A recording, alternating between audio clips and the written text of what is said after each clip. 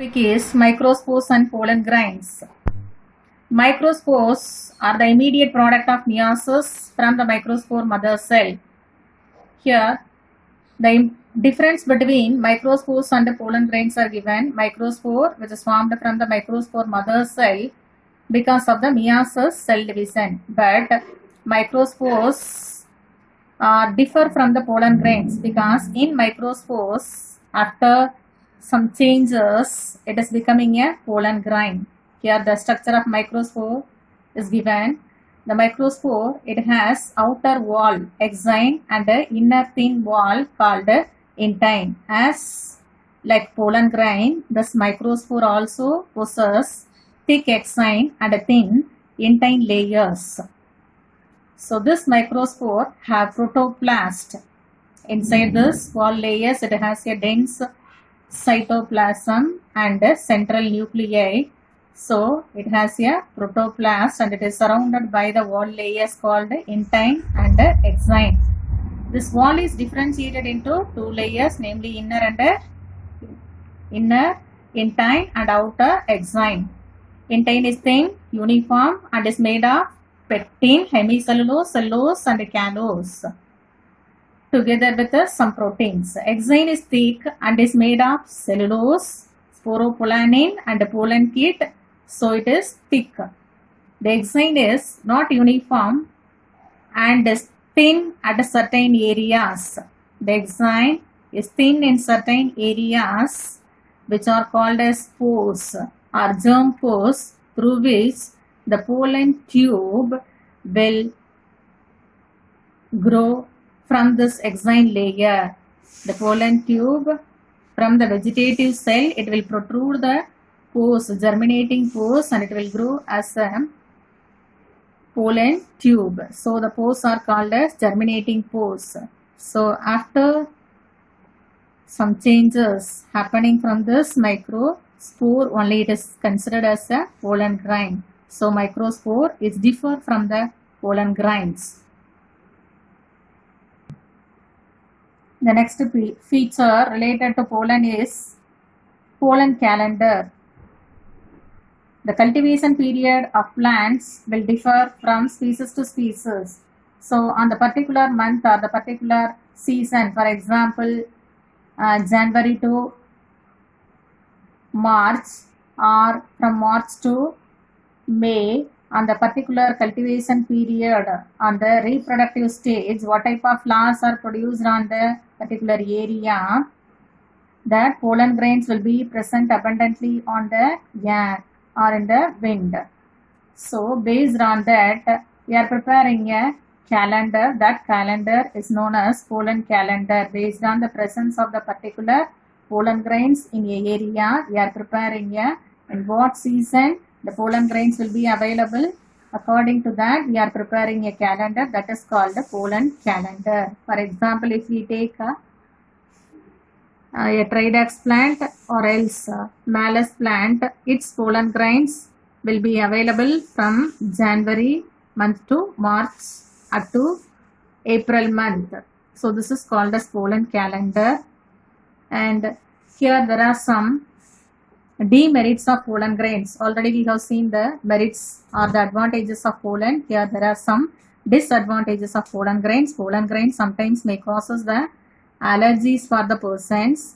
So these allergies are listed here like asthma, bronchitis, hay fever are the allergies caused by the pollen grains, especially Parthenium hysterophorus, which is commonly called as carrot grass.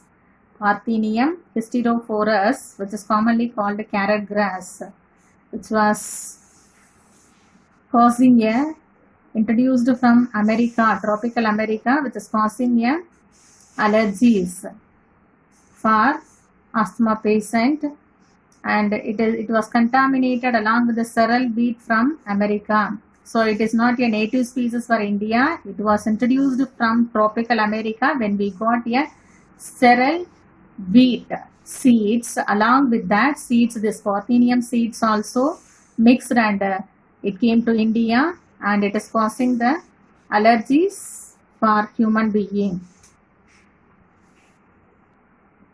The next topic is development of male gametophyte.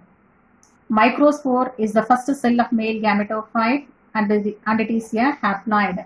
Microspore is the first cell of male gametophyte.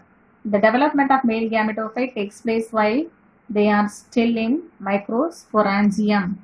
The nucleus of microspore divides to form a vegetative and a generative nucleus. So this is a microspore which contains a haploid nucleus. First it divides by mitotic division and it produces two cells which are called as vegetative cells and generative cells, and the nucleuses are called as vegetative nucleus and generative nucleus. A wall is laid around the generative nucleus resulting in the formation of two unequal cells. The vegetative cell will be larger in size and the generative cell, it is becoming a smaller cell. So at this two-celled stage, the pollens are liberated from the anther. In some parts, the generative cell again undergoes a division to form two male gametes. So from this generative cell, again further division will take place and it will produce two male gametes. In these plants, the pollen is liberated at a three-celled stage. In 60% of angiosperms, pollen is liberated only at the two-celled stage. So mostly microspore or the pollen, it is dividing into two cells which are called vegetative cell and the generative cell. Vegetative cell will be larger in size and generative cell are smaller in size. The generative cell, it will divide into two male gametes. Sometimes it will undergo for another division and it is liberated in three-celled stage. Most of the angiosperms are liberated only at a two-celled stage. The further development of male gametophyte which occurs after reaching the stigma of a flower. So in the two-celled condition or at the three-celled condition, the pollen grains are reaching the stigma of a flower. After reaching the stigma of a pollen, it absorbs moisture and it is swelling in size. It is increasing in size. The intine grows as pollen tube through the germ pore. The intine layer, the inner layer, intine layer, it is extending and it is growing as a pollen tube.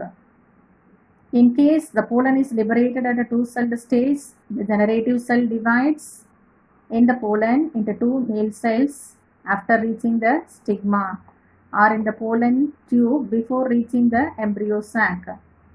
The formation of male gamete may occur after the pollen is reaching stigma or sometimes before it is reaching the stigma also it can be divided into two male gametes, and another cell is called as tube nucleus which is formed from the nucleus of the vegetative cell.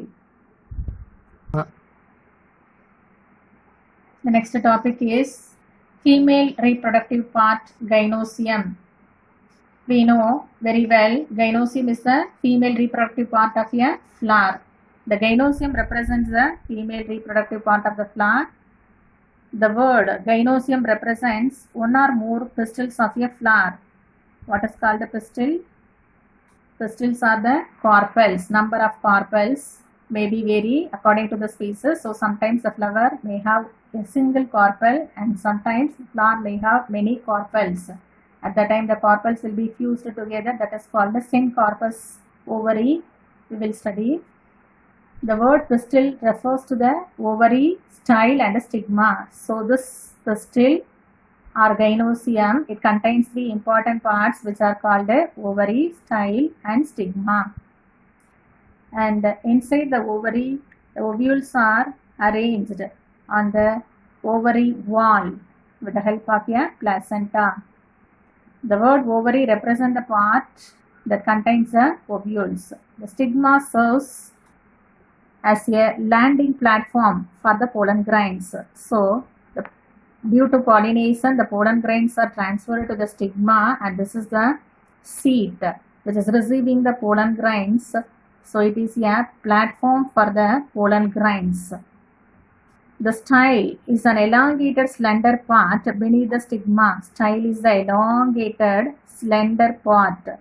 In some plants it will be straight and in some of the plants it will be slender in nature. So this is a style region which is located beneath the stigma. The basal swollen part is known as ovary. Ovules are present inside the ovary which are called locules.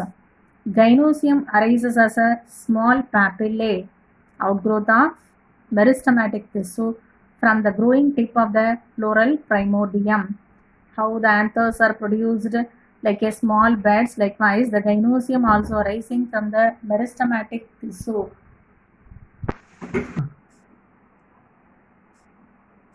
The number of ovules present on the ovary may differ.